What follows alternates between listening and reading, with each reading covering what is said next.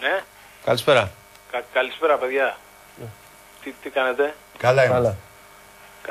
Σιγά μην είσαστε καλά. Γιατί να μην είμαστε καλά? Μη με κλείσετε.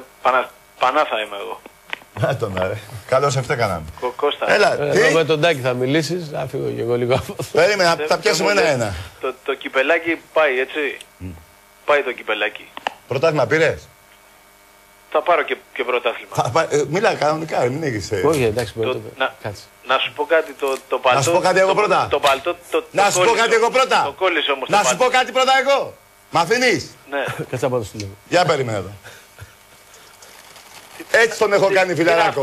Σουρωτήρης τον έχω κάνει, ρε. Και μιλάς. Άντε γεια! Άντε γεια! Σουρωτήρης τον έχω κάνει, ρε κακομοίρη. Κοίτα εδώ, 8 χρόνια, κοίτα πώς τρέχεις από πίσω.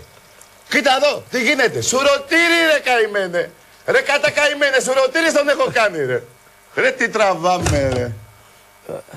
Την ομάδα εννοείς, έτσι. Την ομάδα, Σουρωτήρη την έχω κάνει 8 χρόνια, ρε. Οι νίκες είναι 9-3, ρε. Εδώ κοίτα. Σουρωτήρης τον έχω κάνει, ρε. Ξύπνα, κοίτα πώς τρέχει από πίσω. Τα γκολ. Πάνε τα κινητά, πάνε όλα. Για να σου κάνω το πείραμα της χημείας.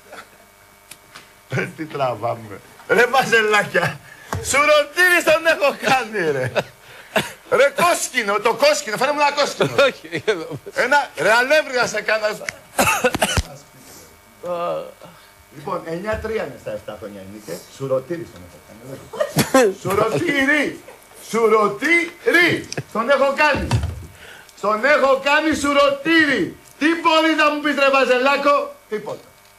Πάμε παρακάτω, πάμε στα άλλα. Κι άλλα λέγες.